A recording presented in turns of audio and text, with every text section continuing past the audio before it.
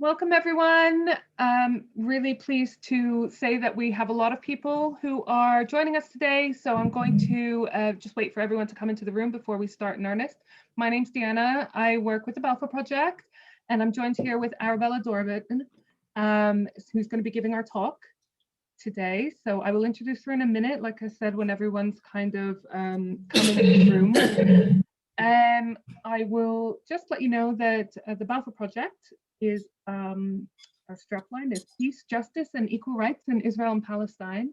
And our mission is acknowledging Britain's continuing historic responsibilities to uphold equal rights for the Israeli and Palestinian peoples through popular education and advocacy, and to convince the British government to recognize the state of Palestine alongside the state of Israel. As many of you know, we are doing our roughly monthly online webinar series, and we've been joined by a whole host of amazing speakers, today included. And we've got quite a few events coming up as well over the next few months that we're really excited about. I will be posting links into the chat box in a bit, but we have Raja Shahadi, who's an activist and a lawyer and an author. He's coming up in a few weeks. And we also have Reverend Munther Isaac, who will be talking about Christian Zionism as an imperial theology. So that one should be really interesting. We also have a conference coming up in May on the rule of law, Israel-Palestine in search of the rule of law. We've got more information about that coming. You can't register for it just yet, but we will be sharing that really shortly. It will be spread over 2 afternoons in May, the 25th and the 26th of May. So it will be a little bit less intensive than a full day event. And right, I can see that the numbers are stabilizing a bit. So welcome everyone. Like I said, I'm Deanna. I work with the Balfour Project, and I'm joined here with Arabella Dorman, who's giving our talk today. She's the winner of the Global Mosaic Award and shortlisted for the Art+Christianity Award. Arabella's installation, some of you might have seen it at St. Jamess Church Piccadilly. Also, it toured, didn't it? So it was at the Canterbury Cathedral and Leicester Cathedral. She also has a very inspiring boat installation called Flight, which was also at St. Jamess Church. And she's been internationally acclaimed in raising global awareness about the consequences of war, forced displacement of people, and human trafficking. So really, really pleased to hand over to you, Arabella. Thank you so much for joining us today to give us a talk on the Audacity of Hope. Over to you. Thank you very much. Now I'm just going to share my screen in the hope that you can all hear me. Deanna, can everyone hear me okay? Yep, I hope so. Yeah. In the hope that you can all hear me, it's a great honor to be with you this afternoon, and thank you to the Balfour Project for hosting this talk. I'd like really to start with asking a question. What is art for?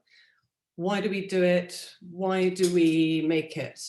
In a world where we make and trade in images more and more every single day, indeed, they pretty much define us through social media platforms, I wonder whether art has the true power to move and whether it can make a difference, whether we want it to make a difference. As we all reflect on the sad and very challenging times that we're living for, I see art as more and more important in the messages that it can convey, because it's a mirror to our times. Art is really storytelling, and it's storytelling that raises us above the animals. Artists, I believe, are actually responsible for telling stories that perhaps make the world just a little bit better. The stories that need to be told, and to remind people of the underlying truth of things. At a time of profound disconnect at the moment, that need for human connection, which this painting is about, is so strong. The need to reach out to loved ones. I think this pandemic has forced us all to live in a higher key. We're more aware of the fragility of our carefully constructed lives, more aware of the need for one another. perhaps also of the suffering of one another, the incredible work being done by all our hospital workers and key workers, the fear that those who are dying on their own are facing, which is why, of course, I painted this as a tribute to all those fighting this cruel disease and all those on the front line working so hard against it. COVID has brought with it new challenges along with immense suffering and personal loss. It's also brought thought-provoking changes. For some, it has been a terrible and difficult time, but for others, I think it might have been a moment, an opportunity of reawakening, a relearning of ourselves in relation to one another, and reassessing the common thread that binds our lives together. As a portrait painter, I've always been fascinated in the ability of the arts to tell that story, what it means to be human today. Of course, the past year has offered us an acute distillation of what it is to be human. Like in war, it has exposed our raw vulnerability. We find ourselves living in a time of heart-rending crises, in which all the old certainties are being shaken up, and we continue to find ourselves, like this child, in a permanent state of unknown. As in war, it is so often young people and children who are the hidden victims, especially as schools remain closed across large parts of the world. And it was to highlight the plight of those children that I painted this. Sadly, however, a situation like this isn't just restricted to the consequences of a global pandemic.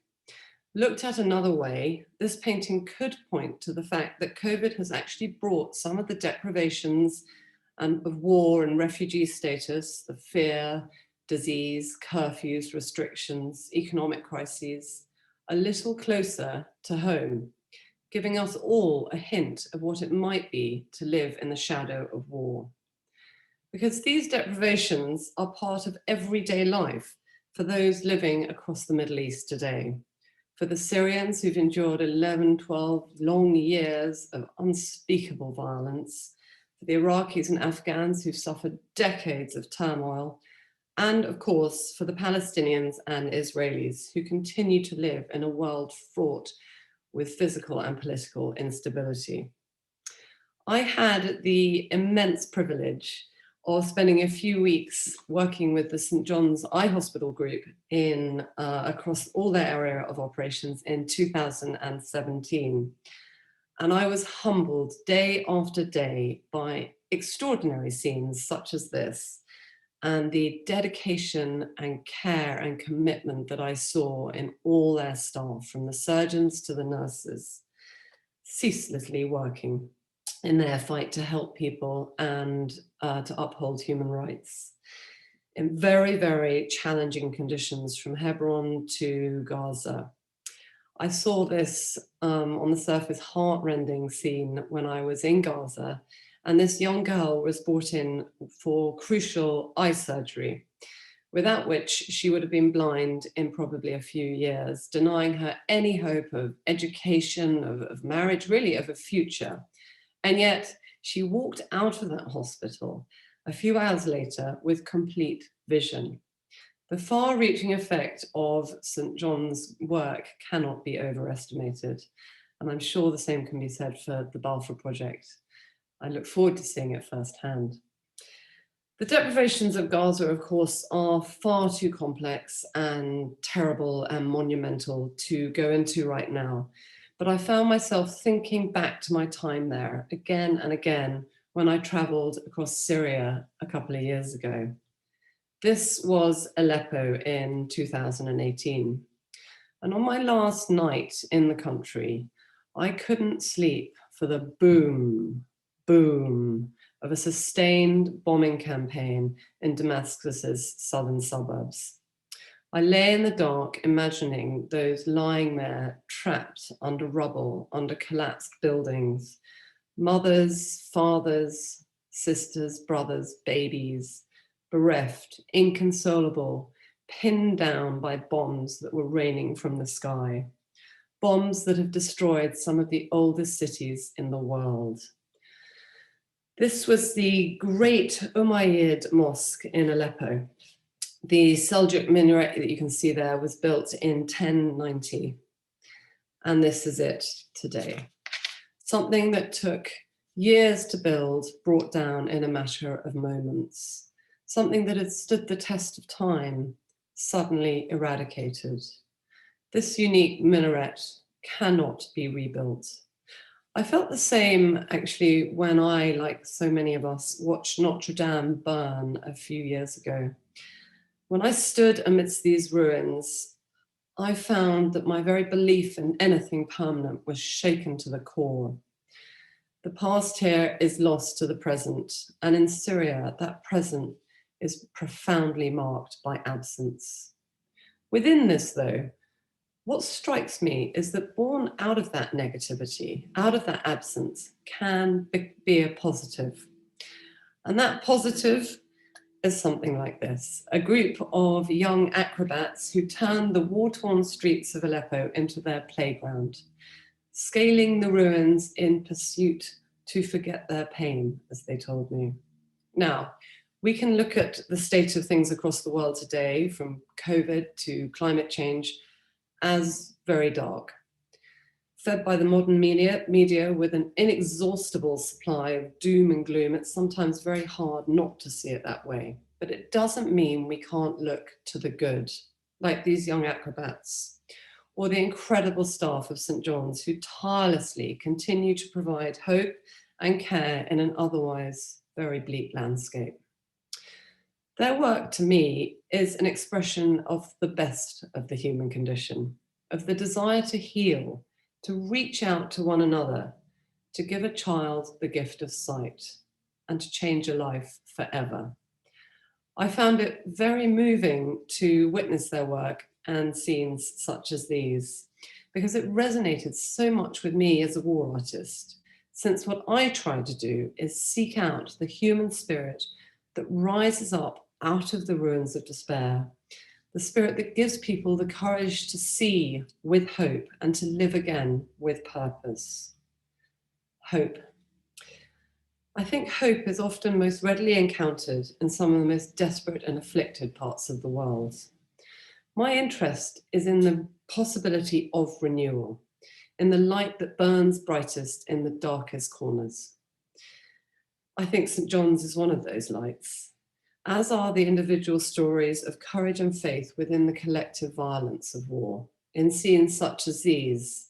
This was Sangin in Helmand province in 2009, then and now one of the most dangerous places in the world. And I think this reveals the very long tail of conflict, not just its immediate impacts, nor perhaps its longer term consequences, but the human face, the human cost of war, which is where my particular interest lies. I try not to dwell on the political arguments for and against, or opposing strategies, or the modern machinery of war, but to allow the individual experience to reveal the human impact of those political and military decisions.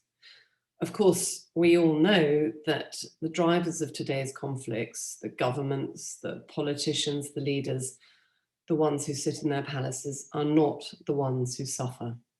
The real wars are found in scenes such as this, in the quiet bravery of the soldiers and civilians who endure far more than you or I perhaps have ever seen.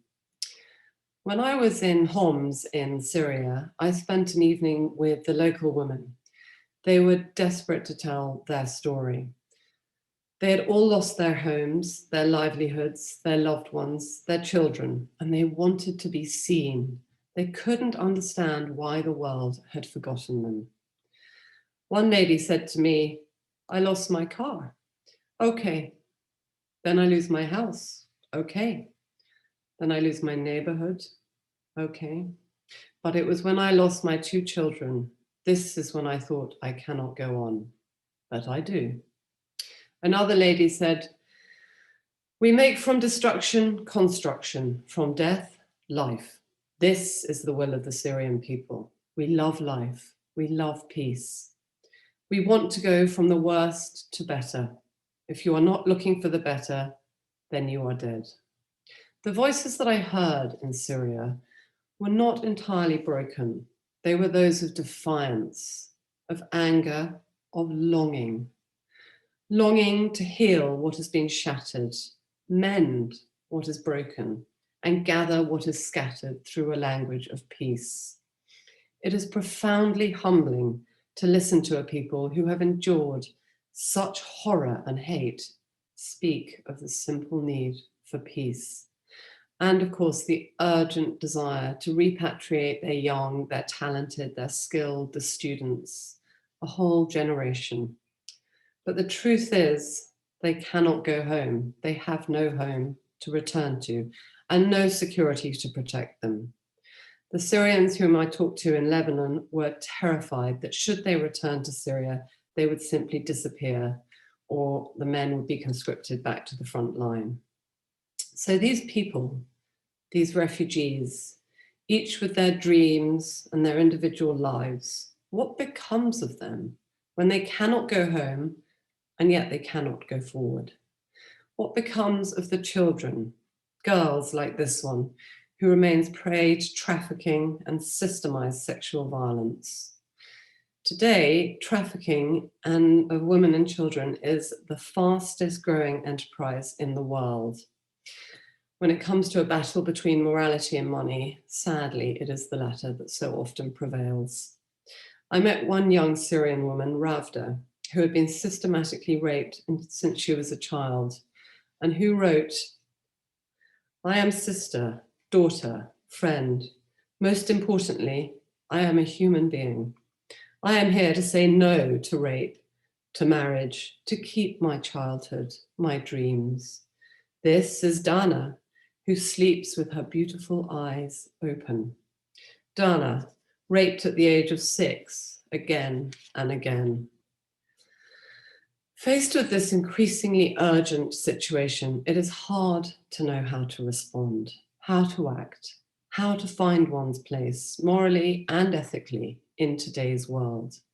Indeed, so overwhelmed are we all by a continuous newsreel of sadness and atrocity that the temptation is to just turn away in despair.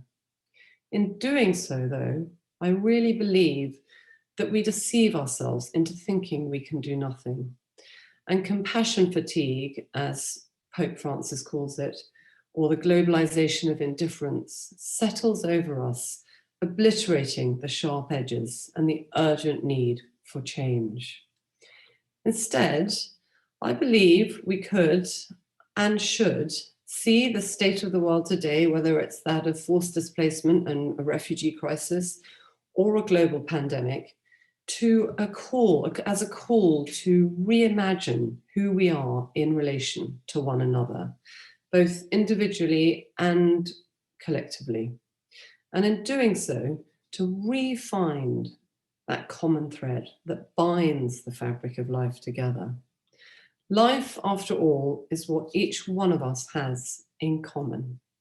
And this installation, entitled Suspended, which is made up of clothes discarded by Syrians, Iraqis, Afghans arriving in Lesbos at the height of the refugee crisis.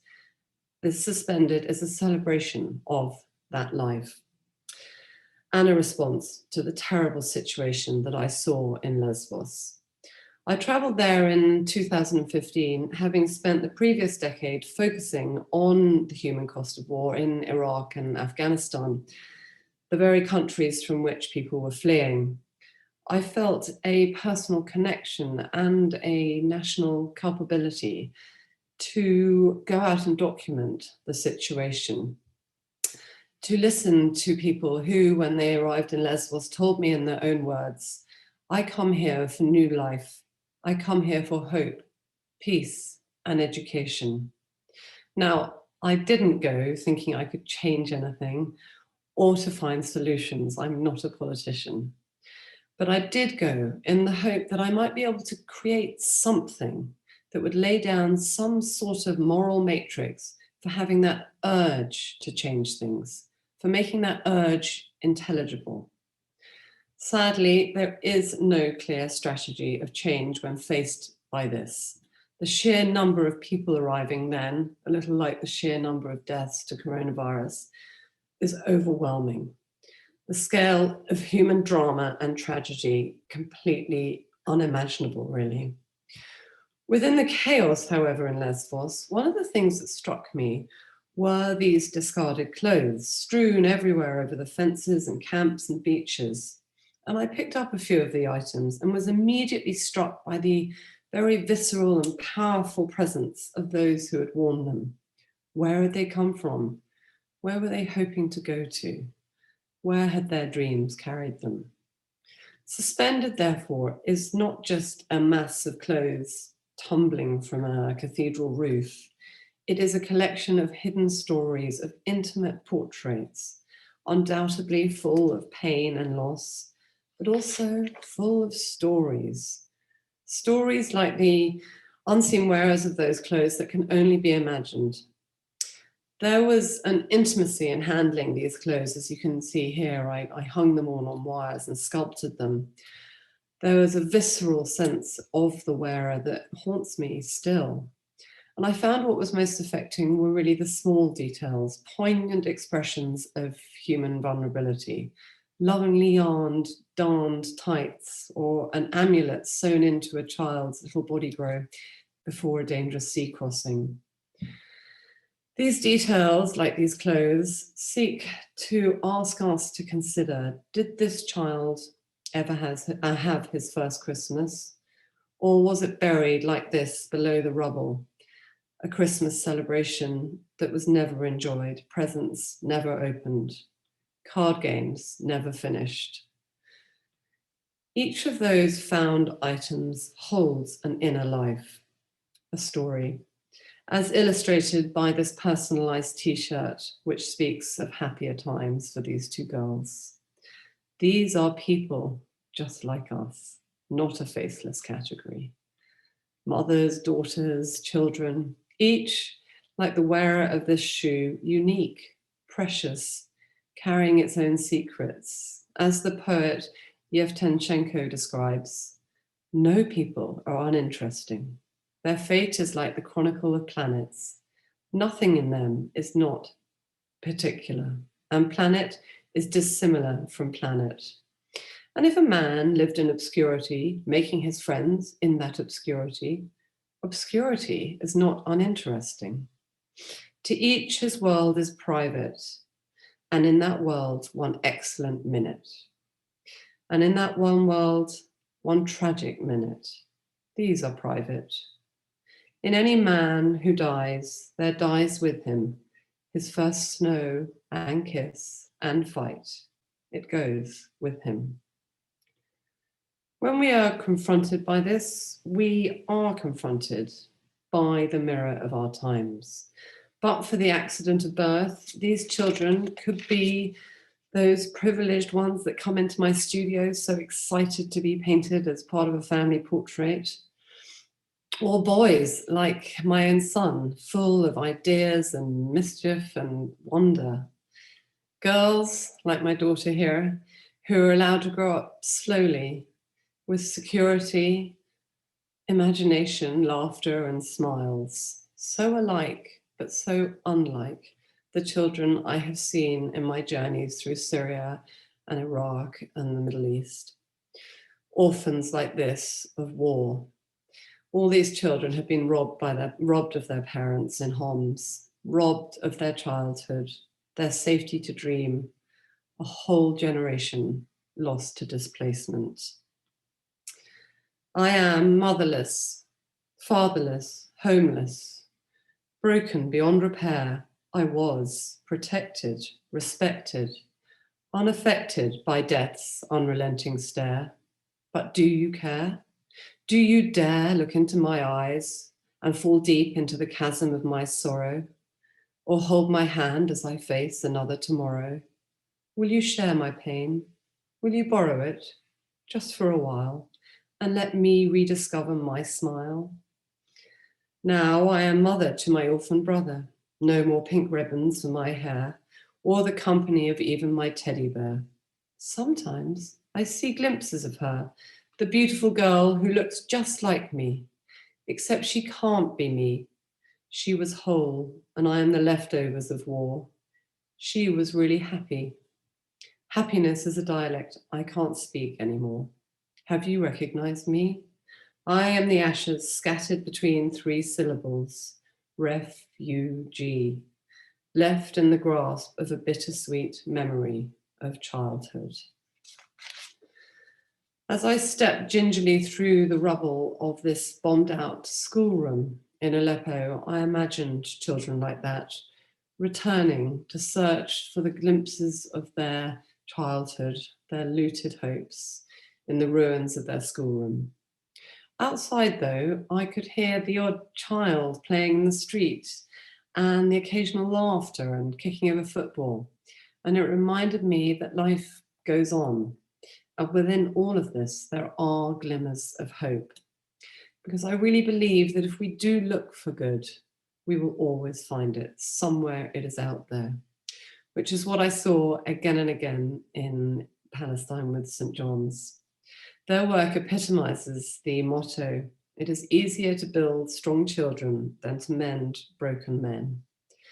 Now, these children and the families who perhaps are lucky enough to have come under the gaze of St. John's are fortunate indeed. But for the others, for the thousands of children who are now in camps across Europe, their future is not so assured. One woman in Homs said to me as she held my hand, when a child dreams of a glass of water, that is humiliation. Imagine being the mother of that child. I sketched this scene shortly after these two had been rescued from the Aegean Sea. It was a very traumatic situation. Everyone on the boat had come close to drowning. Men and women were crying and shouting and praying and openly, while this lady sat so still, so dignified, holding her only child. And I felt what I was drawing was biblical. I felt what I was witnessing there was the Holy Family's flight to Egypt played out every day. It was humanity laid bare. You will, of course, all remember that at 2015, the terrible number of migrant deaths at sea was the really global focus, especially after the terrible picture of little Alan Kurdi washed up on the beach. It was a very overwhelming situation, and flight, as Diana referred to in her introduction, was my response. This was a boat that I salvaged from Lesbos and hung above the nave of St. James's Piccadilly during the Christmas of 2015. This boat was found in the Aegean with 62 refugees. Drifting, taking on water, their engine had failed, and had the Coast Guard not spotted them, they all would have drowned. As you can see, I installed it with the bow plunging down towards the altar and 3 life jackets tumbling as if out of its bowels. The smallest one was the lowest, an infant life jacket. And of course, they are intended to evoke the story of Mary and Jesus, who became refugees after giving birth in dangerous circumstances to a child who grew up to change the course of world history. Now, the response to flight was extraordinary and profoundly humbling. I was sent children's drawings and letters and poems that were flooded in from all around the world, depicting dreams of home and safety and indeed the flight. The reality of persecution and exploitation. One Syrian called Ali wrote, "The smugglers are traitors. They said we would reach Greece in 15 minutes. They said the children would not need life jackets." His wife and 7 children died, trapped under the deck of the boat when the engine failed. It is difficult to imagine humans more powerless than children locked under the deck of a sinking boat with no life jackets. Now, I know that art cannot change the world, but I hope that those who stood under that boat, or looked up at the clothes and suspended might have felt something of that cry of anguish that I felt standing on those beaches or in the ruins in Syria. This is that cry. It is a plea that the suffering cannot go on, and a call to resistance against the destructive horrors of war and greed and corruption of all those who seek to dehumanize their fellow human beings. It is an act of empathy and solidarity as we all reach out to those in plight. Kafka once wrote, "Art should shatter the frozen seas within us." Well, lots of people cry under my installations, and I like to think that their tears perhaps are the meltwater of those frozen seas.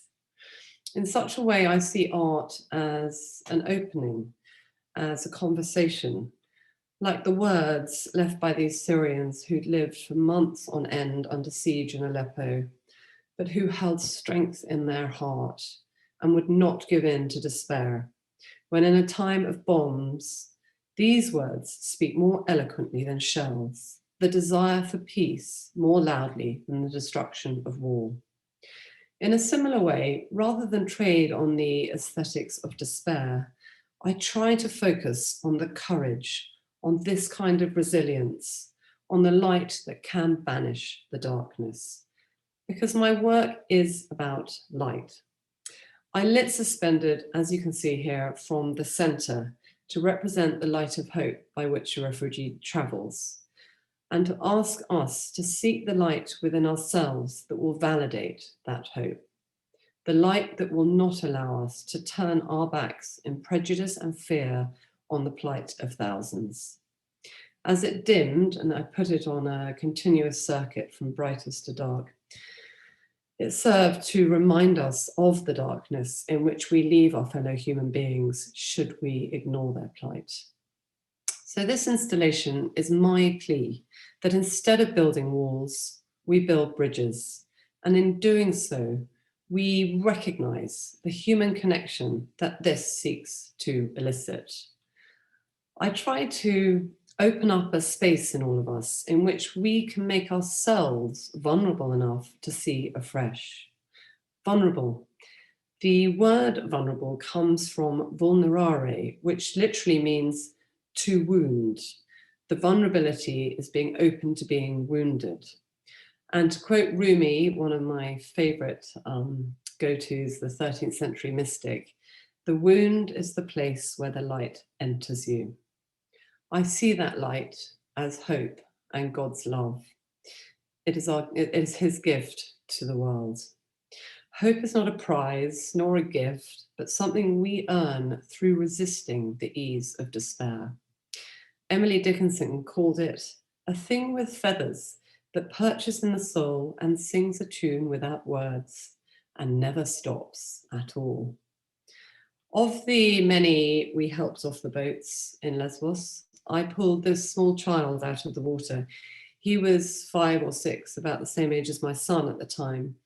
And he clung to me. He was soaked to the skin and shaking with pure terror and cold. Once I managed to wrap him in a dry blanket, however, and by dint of a miracle, reunite him with his father from whom he'd been separated, as you can see here. He dug into his tiny child's rucksack, and with a simple thank you, he presented me with a child's toy. It was a red fluffy heart with the words, "I love you," inscribed on it. When I turned to his father and asked him what this was for, he said he had carried it all the way from his bedroom in Aleppo, determined to give it to the first person as a thank you that he met in Europe. Well, the words thank you and a welcome hung in the air as I turned away in impotent shame. For what was he thanking me? But suspended is about trying to make ourselves worthy of that thanks. So I guess I'm really asking all of us to let us not be bystanders on the sidelines of history.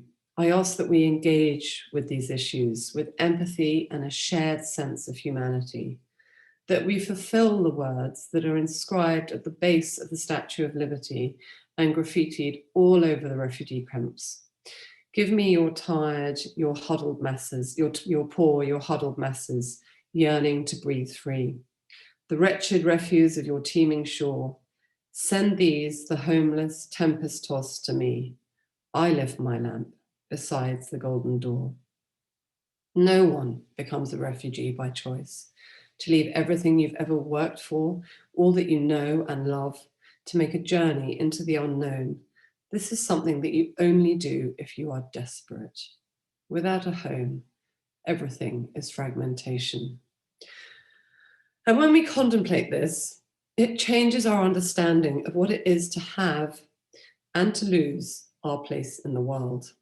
I guess what I'm asking for is compassion, and compassion is hard because it requires the inner disposition to go with someone else where they are broken, alone, weak. This isn't our spontaneous response to suffering. What we would prefer is to find a quick vaccination, a quick solution, or to do away with suffering altogether by fleeing from it. But the reality is that thousands of refugees, especially children, are in limbo across Europe.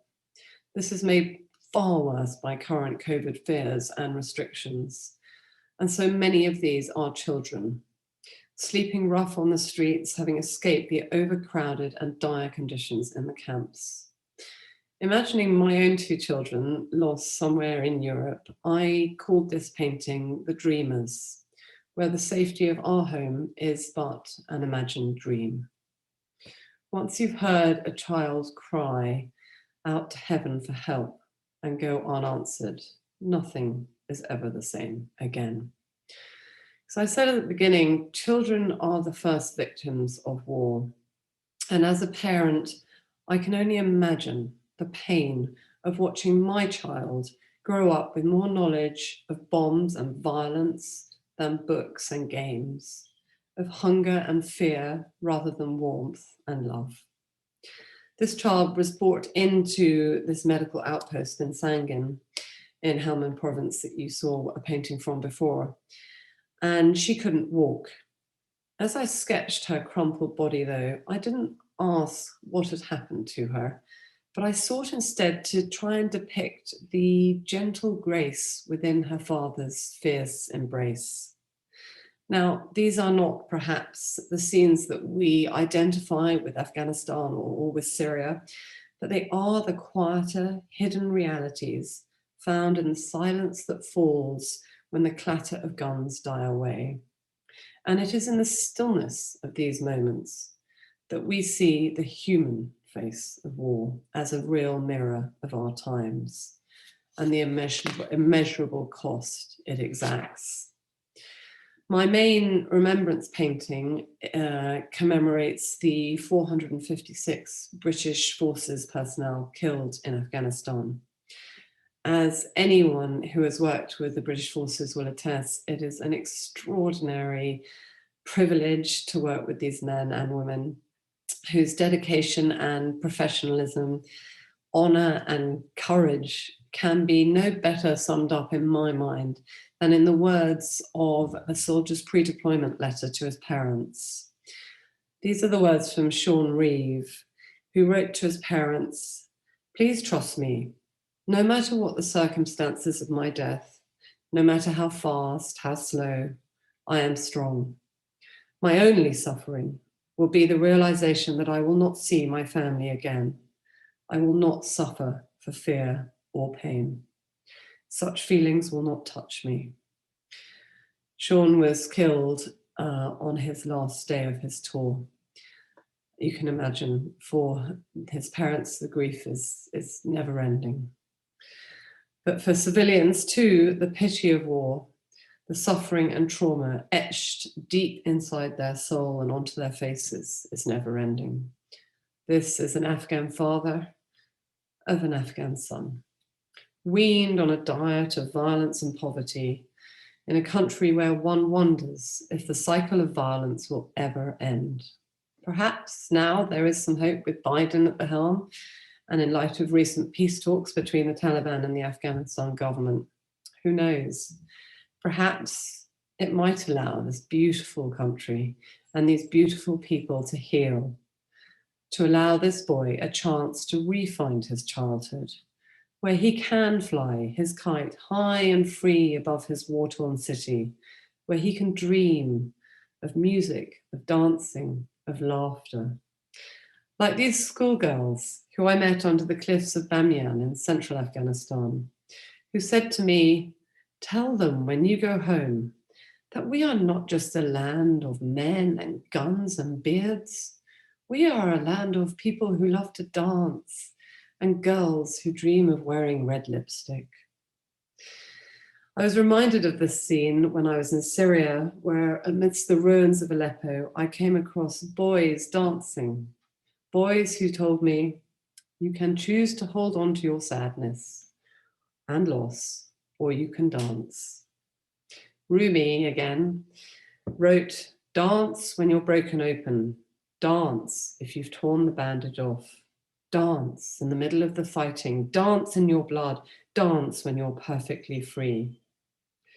There is an old Eastern saying, if God exists, then he's a bit like the sun, not only giving immense light and heat and life, but also casting shadows. War lies low in those shadows, but a single sunbeam is strong enough to drive them away. And sunbeams can come in all forms, the staff at St. John's, or perhaps this old schoolmaster in Afghanistan, who in 40 years of fighting has never stopped a day's teaching. Syrians who pray to never give in to the hate, despite enduring the endless suffering of their country. One of those was an apprentice monk whom I met. He had been kidnapped and brutally tortured and held for 118 days. When I asked him whether he could ever forgive his captors, he simply looked at me and said, "When I was in captivity, I prayed for the forgiveness of my kidnappers every day, just as I had prayed for them before." This is when the shadows start to recede and the possibility of hope and renewal come forward. I was poignantly reminded of that sense of the light coming forward when I was in Homs and I met a man adorning what were the ruins of his house with these Easter decorations, where instead of crying and despairing, he was creating, and he had a huge basket of Easter chocolates to give to the children. Do you know that after the bombing of Dresden, the first shops to open were not food shops or basic supplies, they were flower shops. I think that speaks volume of the need for beauty and hope in the human soul. Like the man in decorating his house, much of my work is about learning to embrace our broken world and to find beauty within its brokenness. I'm interested in what holds people together, as well as what pulls them apart, and in the connective threads of a hope and endurance. On my last trip to Afghanistan, I went down to Lashkargah police station to meet the first policewoman in Helmand province. These are women who have hope where no hope should be. Stop and think about that for a second. The first policewoman of Helmand province. Imagine the courage required to do that sort of job, when often your whole family stands violently against you, when your own brother threatens to shoot you, because you step out of your house into a man's world and try to make your country a little better, when all you're trying to do is move it forwards. These women reached out to me like a sister. They could have resented my intrusion, my coming in for the day and then leaving them to their fate, but they didn't. And as I sketched their portraits, we shared tea and we laughed like girls. Then suddenly they become serious and steely as they talked about the daily risks to their lives that their work involved. In talking, though, I felt I'd known them far longer than that one day. We spoke a universal language of hope. One of the ladies with me that morning was called Bibi. She was actually head of the policewomen's team and mother of 4 young children. She was shot dead on her way to work a few months later. Now, Bibi knew the risks. She told me of them, and she paid the ultimate price for her belief. But she also knew that for every one of them brutally murdered, there will be others who will follow in her footsteps and rise up against tyranny and violence. And this is what my work is about. It is as much about that spark of divinity within the human spirit as it is about the tragedy of war. Yes, it is about exile and despair, but it is also about the courage and hope that can be born out of darkness. It is about fixing what is broken with gold. In our fast, dangerous, and scary world, it is about the urgent need to act with compassion, with courage and understanding and respect for our fellow human beings. Thank you so much for all listening.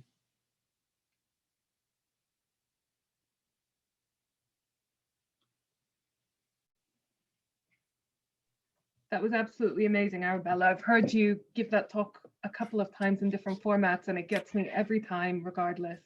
If anyone has any questions, some of them have already come through on the chat box. Please do type them in the chat box, and we'll try to get through as many as we can. Some of you have asked about recordings. We're going to be putting a recording on the website, if that's all right, Arabella. Yes, absolutely. Sorry, I should have asked you before. So you'll be able to watch the recording on the Balfour Project website, and we'll also hopefully get a transcript up soon, as we like to do. Don't think we'll bother with the audio version because it wouldn't be much without your lovely imagery. So like I said, if you could post any questions in the chat box, that would be super helpful, and we'll try to get through some. I just want to thank Arabella. That was amazing. Thank you for agreeing to give your talk for the Balfour Project. You mentioned St. John a few times because you're very actively involved with St. John, as am I, and very much a sister organization of the Balfour Project, if I can say that, and doing amazing work. I have posted the link to St. John in the chat box as well. Many of you have written lovely, lovely comments about Arabella's talk. I will be sharing all of the comments with her after the event, so she will see them. But first, I would like to go through some of the questions. I just wanted to say that I just find your work so good for showing the similarities rather than differences, and how lucky we are just by chance to not be refugees or find ourselves in a war zone. I think your work brings that out so much, and which is what makes it so touching. I have a lovely comment from Ronald Mendel, who comes to a lot of our events. Hello, Ronald. Arabella, you're doing a service to artistically represent the impact of war on human beings, for too often their lives and deaths are reduced to statistics, which I'm afraid disappear from our collective memory. So I think he's put it beautifully, and that sentiment about your talk was reiterated a few different times by different people. I'm going to start with a question from our chairman, Vincent Fien. Sir Vincent, hello. He would like to say, refugees in the UK I have met are enterprising, adventurous, and I'm glad to be in a safe place. They have hope. Do you find hope in charities like Save the Children, the UN Relief Works Agency in Palestine, Medical Aid for Palestinians, St. John? He hasn't mentioned the Balfour Project, but I'm going to add that to the list, naughty chairman. So do you find hope in these organizations and these institutions and individuals? I find immense hope in all these institutions, of course, and actually some of the smaller institutions are often the unsung heroes, because we all hear about UNHCR or Save the Children, but they're very, very big. And I think often the feeling is that quite a lot of money can be directed towards the enormous administrative costs that they face by virtue of being so big, but it doesn't mean that they're not doing incredible work as well. But there are other wonderful enterprises like Safe Passage, for example, and a lot of charities that support refugees in the UK who are doing huge work in small corners. And I think, you know, if anyone can get actively involved in any of these charities, whether it's in Palestine or in this country, or I'm very closely involved with work for Afghan Aid, which is a grassroots charity in Afghanistan. And I also work very closely with Beyond Conflict, which is supporting mental health, mainly in children and women, for victims of war. We're rolling something out in the Cox's Bazar in Bangladesh at the moment. So, you know, there can't be enough good work done, and I don't think we should be too cynical about some of these charities. Well, thanks for that. Sorry, the questions are just coming in, loads of them coming in, which I think is a testament to your lovely talk. I've got one from Dr. Colin Cooper, who's another one of our regulars. Hello, Colin. How do you navigate away from the pornography of war? I witnessed US politicians cross the line in the Cambodian War when I served with the Red Cross. That's a really interesting question, and I'm so acutely aware of the dangers of being what people call a war tourist. You know, there is an element of war that can be quite addictive in a way, because it's very high octane. It's you know, as I said, it's a distillation of the huge highs and lows of life. So I am aware of that, but I really try to avoid it by focusing on this hidden, quieter aspect of war, on the spaces in between. I don't like focusing on the violence or the overt tragedy. The tragedy is within the human cost, which is within the human psychology, which is why I'm actually very involved in Beyond Conflict around mental health. And it's the children. And I think, you know, there is a risk that my work could be perhaps seen as mawkish. I really hope it doesn't, because it comes from a desire to look for the good and not to just trade, as I said, on the aesthetics of horror, which is where I think the pornography aspect can come in. I hope that answers your question a little. I think definitely. One actually other thing I will say is that in war, I mean, I think my overriding response to war is apart from profound sadness and I'm haunted by often some of the things I've seen, is one of humility. It is so humbling to witness people with nothing give of their all. And refugees and Afghans and Iraqis and Palestinians, I mean, and Syrians, they teach me so much, and I come away feeling so small. And just, I feel it's my duty and to try and do any service I can to give the voiceless a voice in a way. Well, it definitely gives a perspective, a certain perspective, doesn't it? We've got a question from Annie Delahunty, who's also one of our regulars. And I'm going to follow on with a question from Georgie Brooks, who's the chair of the Guild of St. John, who you know, because they're very similar, so they follow on nicely from each other. I would like to ask Arabella, this is from Annie, how she manages to look after herself in the light of the vulnerability that is essential to the art that she has created and shared. And Georgie asks, how is it working as a woman in areas like Syria and Palestine as an artist? Well, first of all, the levels of vulnerability, I guess, vary a little bit depending where I am. When I'm working with the British forces in places like Afghanistan and Iraq, I put my life completely in the trust of the soldiers and in God. And my prime concern there really is to not be a hindrance to the soldiers or endanger them by doing something stupid. I have also traveled independently across Afghanistan, and you've just got to keep your head down really and be aware at all times. In places like Syria and Palestine, I mean, I'm hosted often by incredible organizations like St. John's Eye Hospital. And I think when you try and listen to people, you know, you're focusing on the job in hand, and you're hopefully not just worrying about the dangers that are imminent and all around you. You have to just get on with it. You know, when I go into these worlds, I'm encountering and working with people who live in them. I'm just going in for a brief moment, and that's very humbling to keep in the back of my mind. With regards to, it's not to belittle the danger, by the way, and it's not to say I'm brave. I'm not. I get very scared sometimes when I go to these places, and a lot of prayers go up to get me out and safe and back to my family in one piece. With regards to being a woman, I think that's a real privilege, because I can look at things perhaps in a different, from a different angle.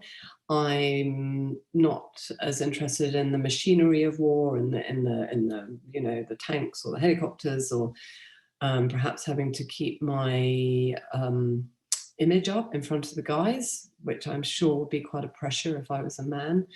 I can come in at a gentler level, perhaps at a more emotional level, because I'm a mother.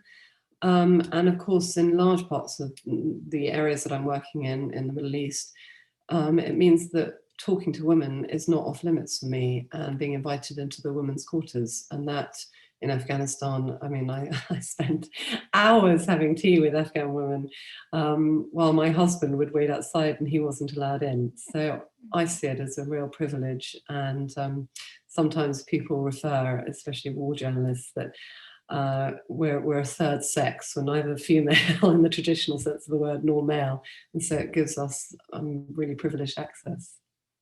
That's really interesting. You mentioned your children, you mentioned being a mother. We've got a question about that. Just bear with me a second. From Abigail Abisal Metzger. I'm really sorry if I'm pronouncing any of the names incorrectly. How do you help your own children process your work? They're tougher than I think. Children are tougher than we think they are. They really understand it, and they have a great deal of empathy, and they're always coming up with different projects and ideas to help people, arts and crafts projects that might help all the victims of COVID, for example. And it really melts my heart, because I think maybe some of my work has rubbed off on them. But there are other very comic moments. When I had someone giving a talk at my Afghan exhibition, and my daughter then was, I think, 4 years old, and he said, you know, when I traveled around Afghanistan, often people get beheaded. They got beheaded in the past, and it was terribly violent. And my daughter sat up in the front row, age 4, and went, "That's not very nice." So children are amazing in that they sometimes can bring in a human vulnerability and humor, and don't let you sit in your hauntings too much. And I'm very grateful that they pull me out of it, rather than perhaps me pulling them down into it. I hope I keep that balance. That's absolutely adorable. We've got a couple of questions about your process as an artist. So from Samira Benzelarab and Paul Hughes Smith, both are interested on how you pick your specific scenes. And then do you work very quickly, or do you work from memory or from photos? The themes, well, first of all, I travel everywhere with a sketchbook. So even a 10-second sketch or a 30-second sketch, if I'm jumping in and out of a helicopter or out of the back of a moving vehicle, is enough to jog my mind as to what made that scene interesting. Often it's a juxtaposition of a dualism, so a child against some horrible, the innocence and the horror, or a mother's vulnerability or such like. Or it could be stories that go round and round and round, you know. What is it, that there are only 7 original stories? So I'm always looking, and to unlearn yourself, and to go with no preconceptions. I think that is so important, and to just keep your eyes and heart completely open as a blank canvas. With regards to my working practice, as I say, I do as much sketches as I can on the ground. I do a lot of portraits on the ground, so that's a wonderful way to break the ice, especially if there's any hostility towards me, which often there is. What are you doing here? This crazy Western woman, you know, on your own, we don't want you here. And it's a wonderful way to say, well, can I draw you? And in 20 minutes get a likeness, and I take a little Polaroid camera so I can take a picture and give it to them, and it goes straight in the front of their wallet, in front of their children and wives and what have you. And that's a really wonderful way to speak a universal language. Then I take all my material back to the studio, and quite a lot is sort of built up from memory, like the girl in the red dress, the painting Displaced, that was pretty much from memory. Because that girl just haunted me. We were driving through the outskirts of Kabul through a terrible rubbish dump, huge, enormous. The air was black with flies. And this child in this red dress just looked through me, through the flies. And I'll never forget that image. So I put it down in my sketchbook the minute we stopped the vehicle, and that turned into that painting. Of course, I do, on the more technical paintings, rely on photography to a certain extent. You have to. But I try always to start with the sketch and the subjective interpretation. And I write notes, copious notes and diaries and colour notes and all sorts. To have a look at your notebooks, I bet they're fascinating. Can you just quickly, you read out some poetry, and we had a lot of comments about that. Rumi, obviously, Yeah. but could you just list the other poets? The one is by a Russian poet called Yevtushenko, who is extraordinary. The Nada, that was actually a Syrian woman who I listened to in a conference I went to about sexual violence as a systemized weapon of war. And she read it out. And as she read it, I wrote it down. And all I know is that she was called Nada. And it moved me so much because she was speaking. She had the courage to speak about her own experiences and that of her friends. And I think The I Am Motherless is also a Syrian woman who wrote it. I can try and find that, Diana, if you want to chase me about that. I can try and track that one down. But often I write snippets of what I hear in my notebook. Otherwise, I do credit them. We'll try to put that together on the page with the recordings because quite a few people were interested and they were very moving. I've got one final question from Fatima Johnson. Do you agree with Arthur Schopenhauer's view that art is a form of temporary relief from the nightmare that is reality? Do you feel that this type of art is more benefit to those not suffering, like Palestinians, for example? I think there's definitely an element of truth in that. I am very interested in Schopenhauer. As you might have seen, one of my paintings around COVID that I showed at the beginning, Into the Abyss, was a direct tribute to Munch. Munch was very influenced by Nietzsche. Nietzsche was very influenced by Schopenhauer. So there's quite a line of continual thought in there. It's not as far as to say all art is useless, because I think art can affect meaningful change, actually. But probably my audience is not so much for those who are the most afflicted, because they're the ones living through it in the first place. Although with regards to the COVID paintings I've done, I know certain people have written to me saying they've suffered just that, and it has been a great comfort to them. It's a little like reading C.S. Lewis's book on grief for those who are grieving themselves. I think sometimes to know that others have walked this path can be of comfort. But, you know, it's interesting that the Palestinian Modern Art Museum, I think it's called something else now, is unable to be seen by the Israelis living in Western Jerusalem, for example. I think art should be available for everyone, and it should be a conversation and opening. And in that way, I try and think a bit more optimistically than perhaps Schopenhauer does. But I think that's a really interesting point. I'm going to think about it more. Thank you for it. I am going to just draw this event to a close. We have gone just over an hour. I want to sum up with a comment from Roy Little, because I think that it is very much the feeling of most of the people that have commented. So he says, Arabella, you are a blessing and a life changer. And I definitely agree with that. And I just want to thank you so much for joining us and for giving your very moving talk. And I want to thank everyone else who came along and attended. There was over 200 of you at one point, so thank you so much for that. And I hope to see you all at our next event, which I think is the 3rd of March.